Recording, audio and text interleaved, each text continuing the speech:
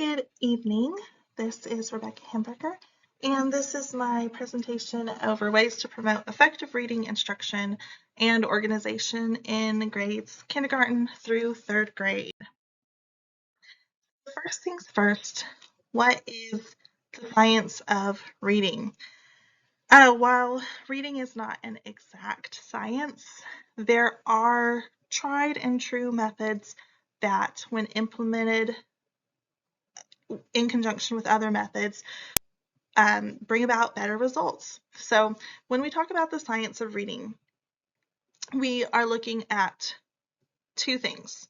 We are looking at language comprehension and decoding ability. And when both of those things are formed well and work together, that's when we have reading comprehension in total.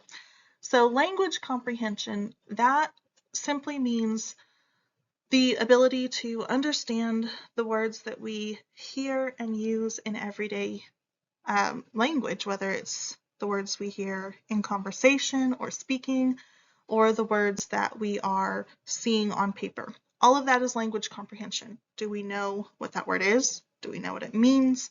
Do we know how it's being used?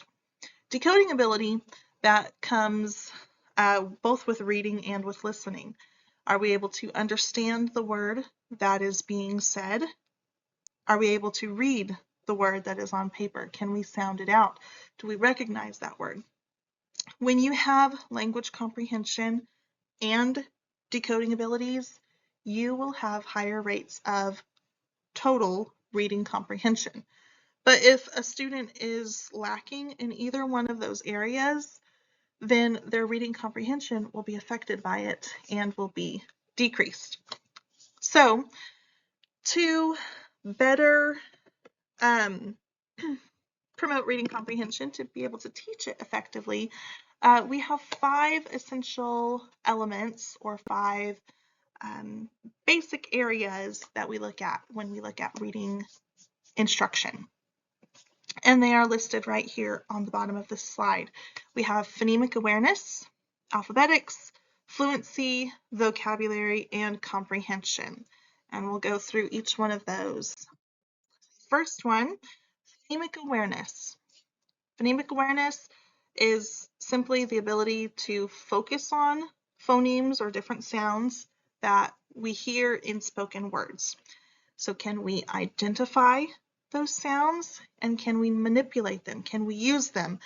Can we understand those sounds as we are hearing them?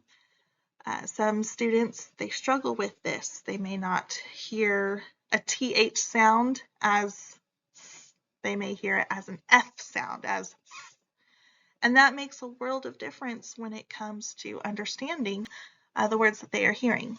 So different strategies for teaching phonemic awareness. We have blending strategies, making sure that students know what different letters put together sound like. Understanding an ST makes a ST sound, things like that. We also have segmenting, the next one. So segmenting is that tried and true phrase of sound it out. Can you sound out this word? And if students are able to segment and sound out their words, they are able to take those blended sounds and put them into use. And then the last strategy for phonemic awareness is being able to recognize and memorize basic sight words. So some of those sight words, students shouldn't have to sound out every time they see them. When they see the, T-H-E, they should be able to instantly recognize that it makes the sound. It is the word the. They shouldn't have to spell that out every time. And memorizing those sight words will help with that phonemic awareness, because there's some of these words that just don't sound out the way that students will try it. They have to memorize them. Next element of reading comprehension is alphabetics. So alphabetics, we look at a child's understanding that specific letters or specific groupings or combinations of letters represent specific sounds. So you have your vowel sounds, they may be long vowels, they may be short vowels, your consonant sounds, your blending sounds, all of those letters are represented by a different sound. Strategies for teaching alphabetics. We have spoken words are made up of sounds. Children, they have to understand that all of the words that they say all have sounds. They all have sounds, and they all have a combination of sounds just used in different ways. We all speak with sounds. Next, students must be able to understand that the words that they see on paper, the words that they see in print, they are made up of letters, and those letters come from the alphabet. We have 26 letters in our alphabet, and so we use those different letters and different combinations to form different words. And then finally, strategy for teaching alphabetics. Those spoken sounds, so our words, are represented by specific letters or combinations. So just working with letters and sounds and associating the two is basically the purpose of alphabetics. Okay, the next element of reading is fluency. And fluency is being able to identify words as you are reading quickly, having good reading rate, having good expression when you speak or read out loud, and also having clear phrasing. So all of those go into fluency. You can't have fluency just with speed. All of those particular items have to be present for a student to be a fluent reader. So strategy for teaching fluency, one of the best is modeling. Teachers need to read aloud to their students. Whether it's reading a class novel, whether it's reading text out of a textbook, students need to be able to hear what is being read so they will be able to practice reading as it's supposed to be. So modeling, that's one of the best strategies. Another way to teach fluency is to have students read out loud. And this can be done in different ways. Students can read out loud in front of the class. Sometimes this gets discouraged because, we don't want to put pressure on students to read out loud if they're uncomfortable, because then they might make mistakes and then that'll be embarrassing and then they won't ever want to read again. But sometimes students, we don't want to put that pressure on them, and we don't want them to not love reading. But a lot of times students do want to read out loud. And so if they want to, they should be able to, and, be gently corrected as they need it. Because students, they generally like to please, and they generally like to show what they know. And so that oral reading is good. And if they don't want to do it in front of the class, then, they can sit down with a teacher or with a volunteer or whoever and do that practice of reading out loud. And that's a way to really help fluency, because then they are able to hear what they are saying and are able to self-correct. And then the next one is wide reading. Now, wide reading just means reading not one particular genre, but reading a variety of genres. So reading fiction, nonfiction, poetry, anything like that. Because all of those genres, they can be read in a different way, especially when it comes to expression. With fiction, you're going to get a lot of different expression. You might have questions, you might have excitement, you might have all of these different things going on.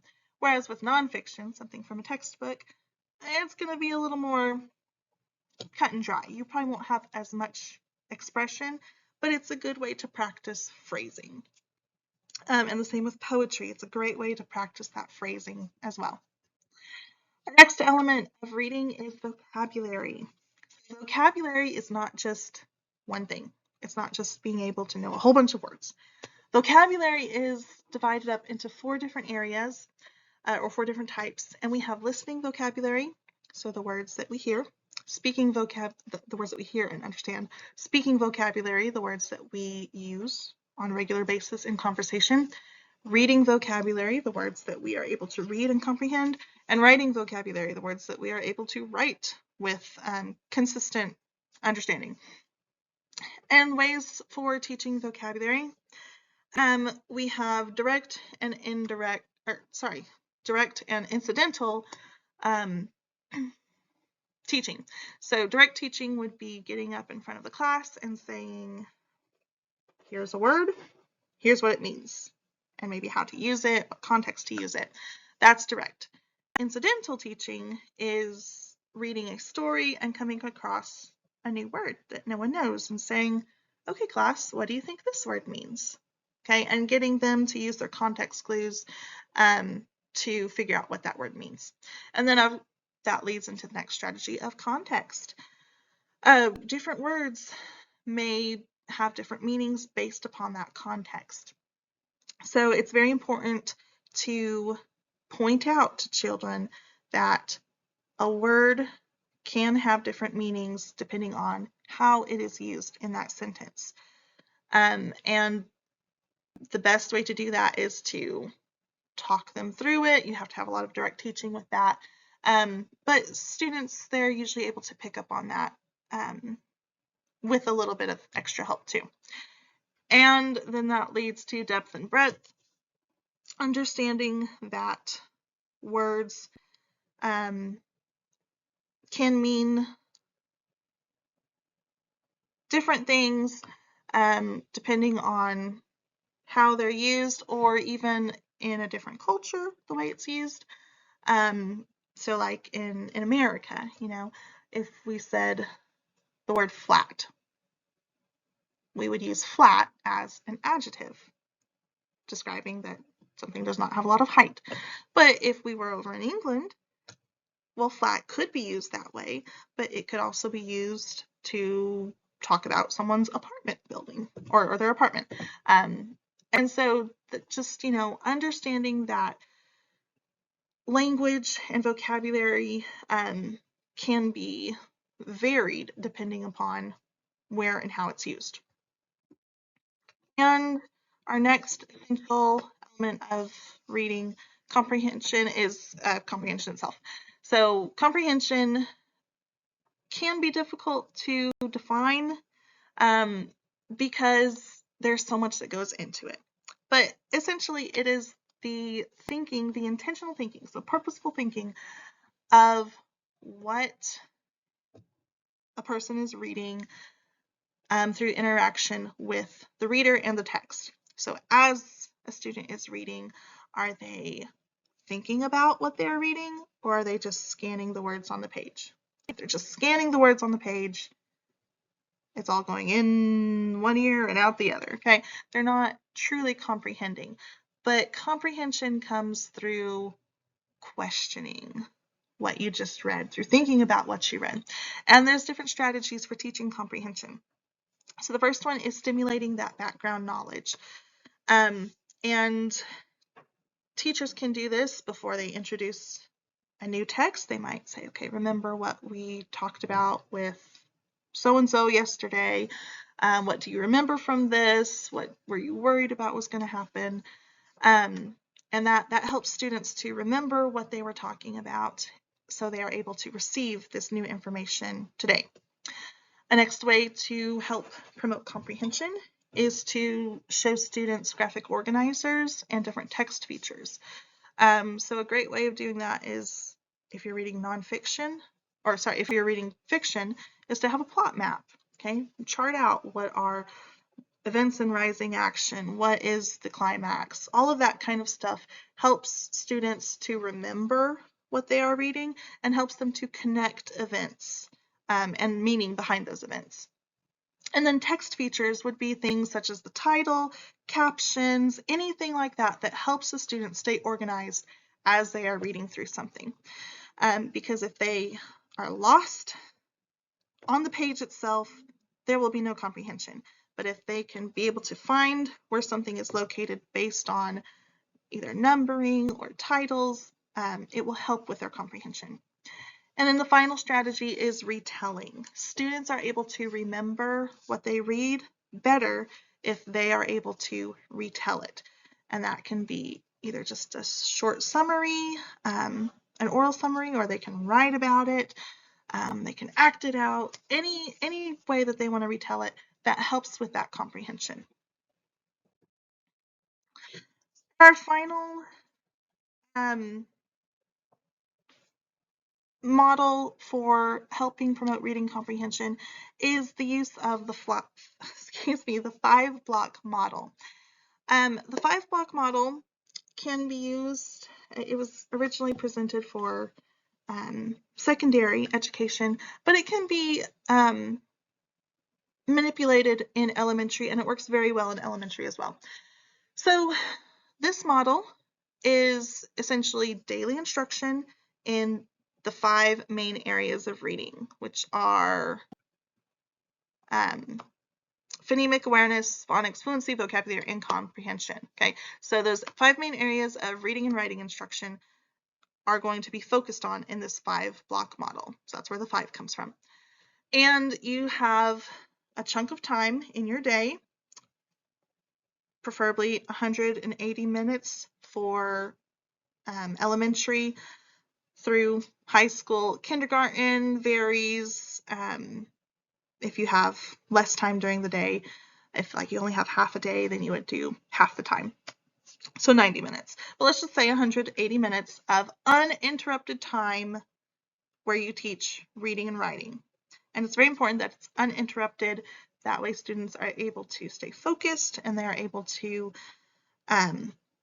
work within that time segment with all these different areas because they build upon each other. So this 180 minutes, it's broken apart into different segments. And we have writing, 30 minutes, fluency, 30 minutes, word work, 30 minutes, differentiated reading, 60 minutes, and comprehension, 30 minutes. So in, excuse me, in word work, we'll just start down here. That would be where you would work with your phonics. Okay, you might sound out things. You might have some alphabetic instruction, things like that. That's what word work would be. And usually it will start off with teacher directing, and then students break apart and either work in small groups or independently. Next we have writing. And writing, you might have a teacher modeling components of writing, so either how to write sentences or grammar, anything like that, and then students will work independently or in small groups, however it's set up. Next we have fluency, and this will be divided into explicit instruction and then individual or paired fluency. So teacher models, reads aloud, and then students work together or on their own. Next, we have comprehension. Okay, whole group instruction time. We will have the teacher modeling comprehension strategies. Excuse me. And then during individual work, students will be able to use those strategies for whatever their assigned task may be.